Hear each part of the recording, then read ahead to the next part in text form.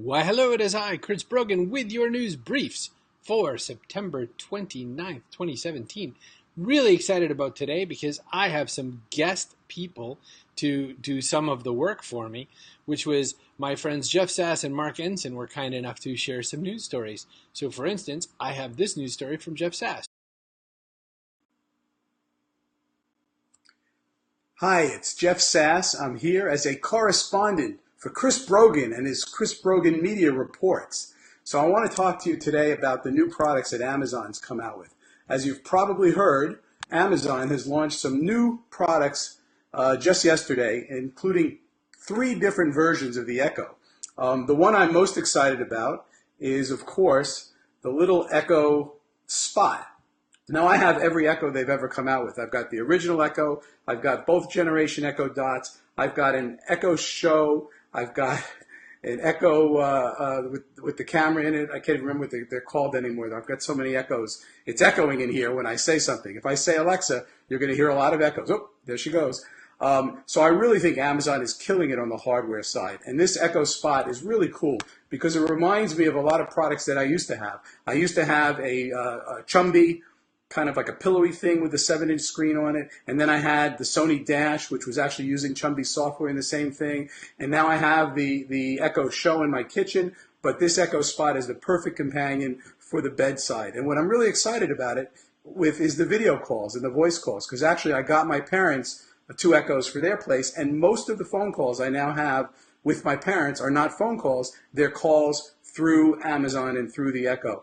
And now if I get them one of these little Echo Spots, we can do video calls together. So I'm really looking forward to that. And they love it. It's changed their life. So I really think Amazon is really killing it on the product side when it comes to these voice-activated home convenience devices. So thanks, Chris, for letting me chime in. Enjoy the rest of the show. Jeff Sass, everybody. That was kind of cool. What we do with the news is in the briefs are I share with you stuff that I found interesting, and then you can follow along at your leisure. Just go to chrisbrogan.com/cbm. That'll bring you up to where the pages are where all this cool information is being shared. I'm making this program using Ecamm Live. It is the best way to do Facebook Live for Mac. You can get one for yourself. It is super fine. That's some fun. Now, hello, Donald and Lynette, by the way. Next piece of news I've got for you. I found this app called Stash that I found was kind of interesting on Business Insider, that for as little as $5 you can make transactions in investing and all that. So I've been doing a little bit of investing in things like Bitcoin, Ethereum, and Litecoin. And then I was wondering, maybe I'm missing out on what people are doing in the land of putting together investments in other properties. And I was thinking it's going to be pretty hard. Maybe, I don't know, I'll go look at E-Trade or something like that. And then at the same time I was thinking about this, here comes Stash. So one of the reasons that I find that interesting and exciting and want to share it with you is that I think that the opportunity is that we can use something that's going to be not all that expensive to figure out what we're going to share and find interesting. Next up, I have a little shared piece of knowledge from my man Mark Ensign, who was kind enough to make a video. Hey everybody, how you doing? This is Mark Ensign, and I am here because I was challenged by Chris Brogan to come on to Facebook Live via ecam.com and share a news story with you. So he gave me 20 to 30 seconds. I'm already 15 seconds in, which is kind of, I don't know if that's part of the rules, but here we go, 20 seconds. So I read on online today that what is it? IKEA is buying TaskRabbit, and I thought that was really kind of cool because not only you're not so much. I don't know about you, but I was having a little trouble hearing Mark. But what he was sharing for a story that he found was very interesting was that IKEA has acquired TaskRabbit because they're going to make it easier to do furniture assembly. So I don't know if you had the same problem I had. Sorry, Mark. Next time we'll have to try to do something to bump your volume up just a little bit. I don't have an ability to do that with the file that I had without doing some editing. But here it is. IKEA has picked up TaskRabbit so that now you can get your stuff built whether or not you want to do the building yourself. So pretty cool, pretty worthwhile checking out. I found it very interesting. So the different ways that we're seeking out to heat and bring energy to our planet, one of the new ways that we can add that I didn't even know was a possible thing was evaporating water. This is crazy. Energy from evaporating water could power 70% of the United States. You're going to have to swing by chrisbrogan.com/cbm to walk through this. It's very interesting. I'd never heard anything like this. I didn't know it was a possibility. But if you take a look at this video that's included in the article that I shared a link to, you'll find that it's a pretty interesting technology, and it's just, again, something I never even heard of. But when you think of all the energy that nature provides for us, there's a lot of opportunity to do something good from it, and sometimes something bad comes from it. Right now, it's going on in the lands of Puerto Rico are pretty tough. Hurricane Maria has left people in a really rough state. My very own friend Raul Colon is having a lot of trouble there. He and his family are there, and they are in a bad spot. So as you can see, there's a lot going on. This is an 8-year-old girl, Ruby Rodriguez, who is wading across the river because a lot of these different bridges and whatnot are out. A lot of the infrastructure is out. Same kind of situation. This is a family going back and forth just to have visited another piece of family. There are all kinds of circumstances like this going on because the hurricane really laid waste to a lot of areas and made it really difficult for people. So it's definitely something that you need to be made aware of. There's not as much coverage going on about this because it's Puerto Rico, and for some reason, even though this is a province that we do a lot to help and have some jurisdiction over, we're not treating it the same way. So it's very much worth it to pay attention. And again, like I said, my friend Raul is in the middle of dealing with this, so I want you to take a look at it yourself. Speaking of hurricane relief, though, interesting news that Walmart once again is stepping in to help with hurricane efforts. They did a great job at Hurricane Katrina. A lot of people scored them as higher than the United States government on bringing things to bear for this. So they're adding another $5 million in support of Hurricane Maria's relief. This is on top of the $35 million that they've committed to Hurricanes Harvey and Irma, all from a company that a lot of people like to say mean things about, but here they are doing some really cool things. So good on you, Walmart. Speaking of Walmart, Walmart bought to combat e-commerce challenges, they bought Jet.com, and what's coming to bear is that Walmart really wanted to try to compete with Amazon with online spending, and Walmart.com wasn't fully uncovering it, but Jet is really evidently dropping a lot more premium opportunities in their way. So there's a lot of success coming with this so far.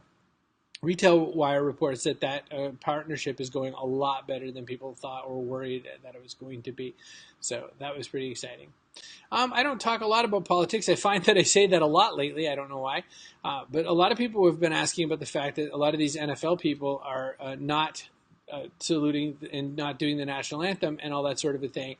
And a lot of times people say, I have friends who are in the military, I support the military or the police or whatever, and I think it's an outrage, and Colin Kaepernick and others are bad people for not standing for the national anthem.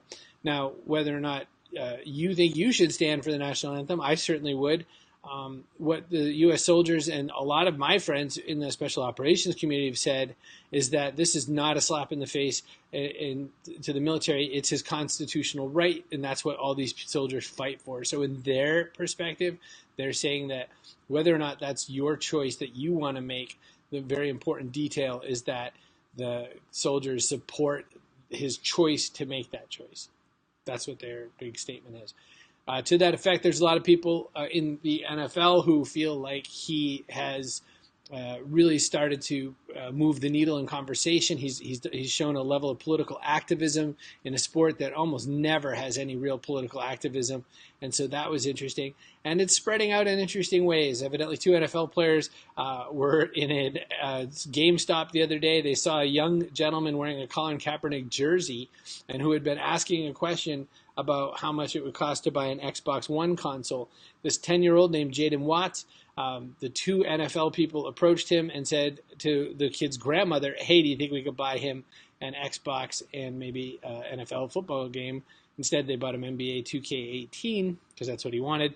But the grandmother said, I thought this was some kind of bad people assaulting my kid, but it turned out it was just lovely people doing good things for her son.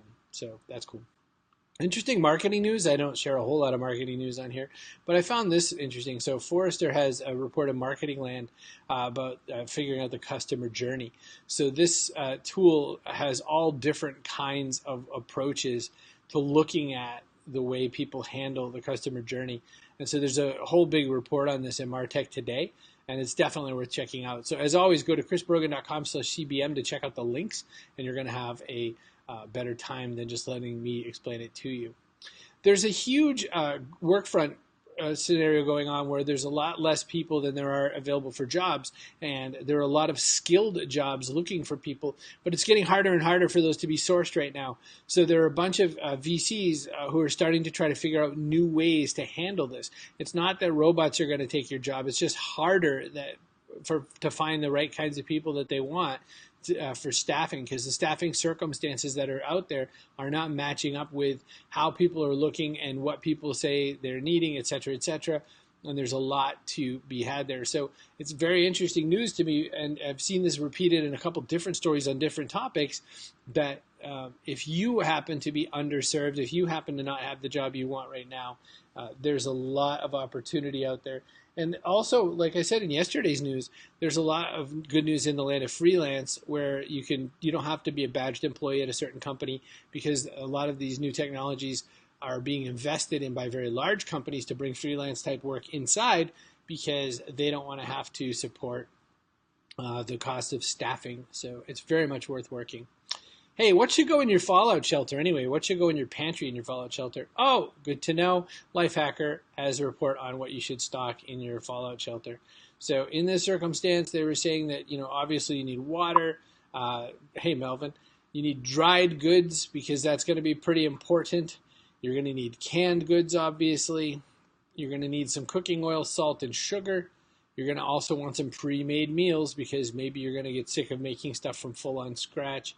You'll have to pick your luxuries. I've got a feeling that chocolate would be important, so would liquor.